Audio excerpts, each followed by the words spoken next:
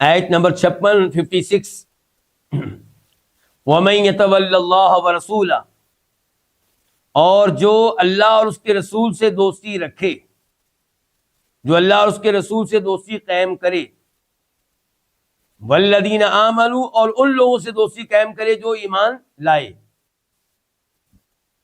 فإن حزب اللہ، تو بے شک اللہ تعالیٰ کا گروہ، ہم الغالبون، وہی غالب آنے والا ہے۔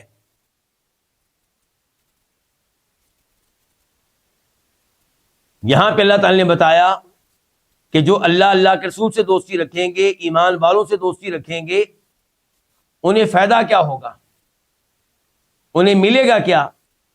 فرمایا یہی وہ لوگ ہیں جن کو غلبہ ملے گا۔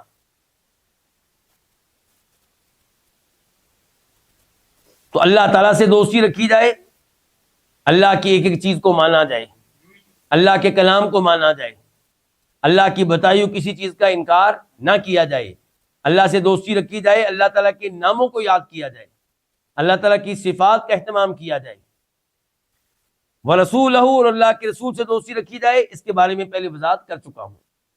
وَالَّذِينَ آمَنُوا، اور ایمان والوں سے دوستی رکھی جائے۔ ایمان والوں سے دوستی کیسے ہوگی؟ ان کے حقوق ادا کیے جائیں، اور ہمیں بتایا گیا کہ مسلمان کے اوپر کیا کیا حقوق ہیں، تو وہ حقوق ادا کیے جائیں، ان کی مدد کی جائے، انہیں ظلم سے بچایا جائے۔ فَإِنَّ حِزْبَ اللَّهِ، تو بے شک اللہ تعالیٰ کا گروہ ہی غالب ہوگا۔ یہاں پہ سیاق و سباق کا تقاضا یہ تھا، جو کلام گزر چکا ہے اس کا تقاضا یہ تھا کہ یوں کہا جاتا کہ جو اللہ سے اور اس کے رسول سے اور ایمان والوں سے دوستی رکھے تو وہ غالب رہے گا۔ کیا کہا جاتا؟ تو وہ غالب رہے گا۔ لیکن کیا کہا گیا؟ فَإِنَّ حِزْبَ اللَّهِ هُمُ الْغَالِبُونَ، کہ اللہ کی جماعت غالب رہے گی۔ اس سے پتا چلا کہ جو اللہ سے دوستی رکھے، اللہ کے رسول سے دوستی رکھے، ایمان والوں سے دوستی رکھے، یہ اللہ کے گروہ میں سے ہے۔ ایک ہوا حزب اللہ اور ایک ہوا حزب الشیطان، ایک ہوا اللہ کا گروہ اور ایک ہوا شیطان کا گروہ۔ تو حزب اللہ میں، اللہ کے گروہ میں کون داخل ہوگا؟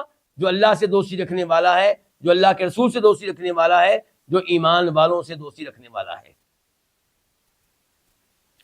اور دوسرے نمبر پہ یہ اسلوب اختیار کرنے کا فائدہ یہ ہوا کہ اللہ کے گروہ میں جو بھی داخل ہو گیا وہ کیا رہے گا؟ غالب رہے گا۔